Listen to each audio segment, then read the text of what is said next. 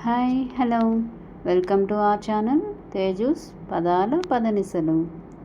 ఈరోజు మనం చెప్పుకోబోయే కథ చెలి నీ వశమై పార్ట్ 19. ఇంకా లేట్ చేయకుండా స్టోరీలోకి వెళ్ళిపోదాం. అంటే మీకు మీ నాన్నమ్మంటే కోపంగా ఉందా అని అడిగింది లోచన. ఫస్ట్ థింగ్, నాకు నాన్నమ్మంటే నీకు అమ్మమ్మ, మీ నానమ్మ అనొద్దు అన్నాడు లోచన ముక్కుని చిన్నగా లాగి. అబ్బా అంటూ ముక్కుని రుద్దుకుంటూ, ఆవిడ నాకు నచ్చలేదు, నాకు ఇష్టం లేదు, నేను అమ్మమ్మ అనను అంది గడుసుగా. ఎందుకు ఇష్టం లేదు అని అడిగాడు అర్హన్. నా కారణాలు నాకున్నాయి అంది కళ్ళు తిప్పుతూ. అబ్బో, సీక్రెట్స్నా? చాలా వేషాలున్నాయి నీ దగ్గర, ఒక్కొక్కటి బయటకు తీస్తున్నావుగా అన్నాడు. నేనేం వేషాలు వేయడం లేదు, అమ్మమ్మంటే నాకు ముందు నుండే భయమే. కానీ ఇక్కడికి వచ్చాక నాకు నచ్చటం లేదు.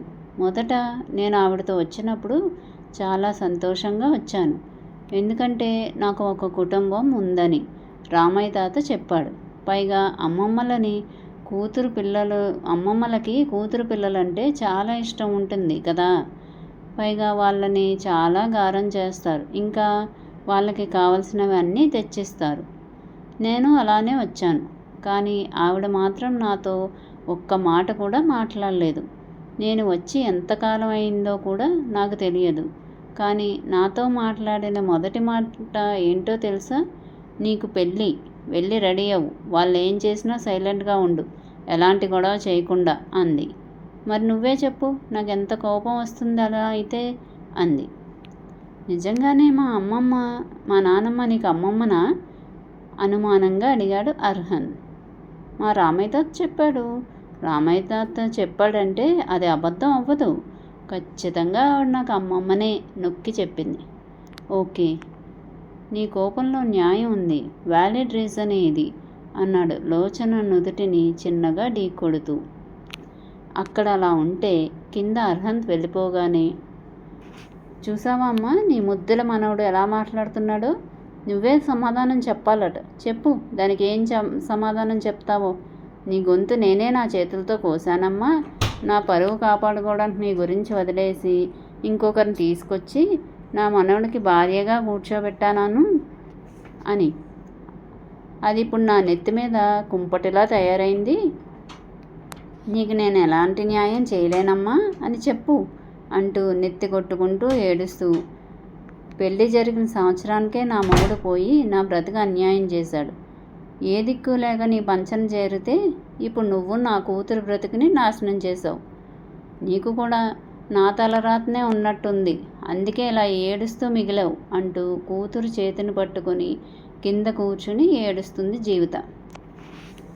అమ్మమ్మ, నాకు బావని ఎలా అయినా ఇస్తానన్నావు, కానీ నీ మాట చెల్లలేదు. చెప్పమ్మమ్మ, నాకు బావని ఇస్తానని, ఈ పెళ్ళి ఇదంతా అబద్ధం అని చెప్పు అంటూ ఆవిడ ముందు నిలబడి ఏడుస్తూ అడిగింది స్వీటీ.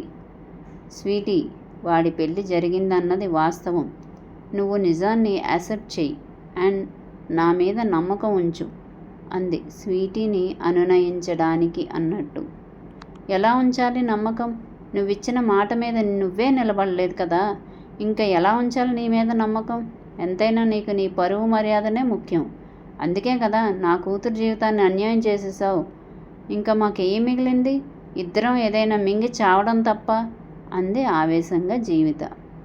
జీవిత అని అరిచింది రాజేశ్వరీదేవి. నేనేం తప్పుగా అన్నానమ్మా?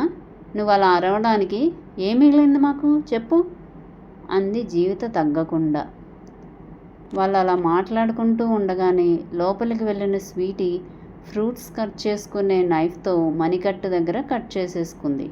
స్వీటీ లోపలికి వెళ్ళినప్పుడే చూసిన శారద స్వీటీ కట్ చేసుకోవడం చూసి, అమ్మా స్వీటీ అంటూ ముందుకు రాబోయింది. రావద్దు, వస్తే నా పీక కట్ చేసుకుంటా అని నైఫ్ గొంతు దగ్గర పెట్టుకుని, నాకు బావంటే ప్రాణం, బావలేని లైఫ్ని నేను ఇమాజిన్ చేసుకోలేను, బావ వేరొకరి సొంతం అంటే నేను తీసుకోలేను, అందుకే ఈ లైఫ్ నాకొద్దు అంటూ కింద కూర్చుంటూ చెప్పింది. అమ్మా స్వీటీ అంటూ గుండెలు బాదుకుంటూ స్వీటీ దగ్గరకు వెళ్ళబోయింది జీవిత. కానీ స్వీటీ నైఫ్ని తన నెక్కి గుచ్చుకొని రావద్దు అని చెప్పింది గట్టిగా అరిచి. నెక్ దగ్గర నుండి చిన్నగా బ్లడ్ రావడం చూసి వెనుకడుగు వేసింది జీవిత. స్వీటీ, నా మాట విను, నా మీద నమ్మకం ఉంచమని చెప్పాను కదా అంటూ రాజేశ్వరి కూడా ముందుకు వచ్చింది. వద్దు, రావద్దు. నేను పోతే నీకు ఎలాంటి ఇబ్బంది ఉండదు. నీ పరువుకు వచ్చిన ఆటంకం ఏం లేదు. నేను లేకపోతే నువ్వెవ్వరికీ సమాధానం కూడా చెప్పక్కర్లేదు అంది విరక్తిగా నవ్వుతూ. మణికట్టు దగ్గర నుండి కారుతున్న రక్తం తెల్లని పాలరాతి మీద మడుగులా కడుతుంది అప్పుడప్పుడే. ఆ రక్తం చూస్తున్న వాళ్ళకి కంగారుగా ఉంది. ముందుకు ఎవరినీ రానివ్వటం లేదు. మెడ దగ్గర నుండి కూడా మెల్లగా రక్తం కారటం మొదలైంది.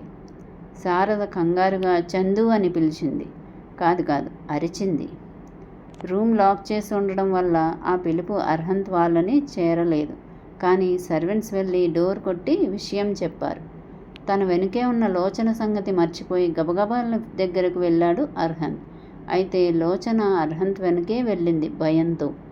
కిందకు వచ్చిన అర్హంత్ తన వెనకున్న లోచన సంగతి అస్సలు పట్టించుకోలేదు. స్వీటీ సూసైడ్ చేసుకుందన్న దగ్గరే అతని ఆలోచన ఆగిపోయింది. గబగబా రూమ్ దగ్గరకు వెళ్ళాడు. అయితే అందరూ దూరంగా ఉండడం కూడా చూడలేదు.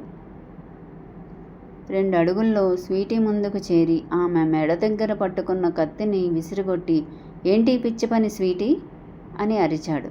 అర్హంత్ వెనకే వచ్చిన లోచన గది బయటనే ఆగిపోయింది, లోపలికి వెళ్లకుండా. మా డాక్టర్కి ఫోన్ చెయ్యి అంటూనే స్వీటీని లిఫ్ట్ చేసి బెడ్ మీద పడుకోబెట్టి చేతిని తీసుకోబోయాడు. ముట్టుకోవద్దు, అస్సలు నా దగ్గరకు రావద్దు, నేను బ్రతికి ఉండలేను, చచ్చిపోతాను అంటూ అర్హంత్ని విదిలించి కొట్టింది. ఏయ్ అంటూ ఒక్క అరుపు అరిచాడు అర్హంత్. సైలెంట్ అయింది స్వీటీ ఆ అరుపుకి. పక్కనే ఉన్న టవల్ని లాగి స్వీటీ హ్యాండ్కి చుట్టి బ్లడ్ పోకుండా గట్టిగా పట్టుకున్నాడు. నాకు బ్రతకాలని లేదు, చచ్చిపోవాలని ఉంది. ప్రాణంలా ప్రేమించిన నిన్ను వదిలి నేను ఉండలేను, నేను చచ్చిపోతాను అంటూ కలవరిస్తూనే స్పృహ కోల్పోయింది స్వీటీ. అమ్మా స్వీటీ అంటూ అరిచేసింది జీవిత, స్వీటీకి ఏదో జరిగిపోయింది అనుకుని. సైలెంట్గా ఉండండి, తనకేం కాలేదు, స్పృహ తప్పిందంతే అని అరిచి లేవబోయాడు. కానీ స్వీటీ అర్హంత్ చేతిని వదలలేదు. గట్టిగా పట్టుకుని నన్ను వదలొద్దు బావా అంటూ మత్తుగా కలవరిస్తుంటే అలానే ఉన్నాడు అర్హంత్ కదలకుండా. అమ్మా డాక్టర్ అని మరోసారి అరిచాడు అర్హంత్. ఫోన్ చేశాను చందు, ఇక్కడికే వస్తున్నారంట, దారిలో ఉన్నారు అంది శారద. మరో 10 నిమిషాలకి డాక్టర్ రావడం జరిగింది. కానీ స్వీటీ మాత్రం అర్హంత్ చేతిని వదలలేదు. అర్హంత్ ఒక్క 2 నిమిషాలు ప్లీజ్ అంటూ ఇంజెక్షన్ చేయడానికి రెడీ అయింది డాక్టర్. డాక్టర్ రాగానే బయటకు వచ్చిన రాజేశ్వరీదేవి గుమ్మంలోనే నిలబడిన లోచనని చూసి తన వెనకే ఉన్న పని వాళ్ళని చూసి నీ స్థానం ఇదే అన్నట్లు వాళ్ళని చూపించింది కళ్ళతోనే. మరి ఆవిడ చూపులని లోచన అర్థం చేసుకుంటుందా? చేసుకుంటే లోచన రియాక్షన్ ఏంటి అంటారు? తెలుసుకుందాం నెక్స్ట్ అప్డేట్లో.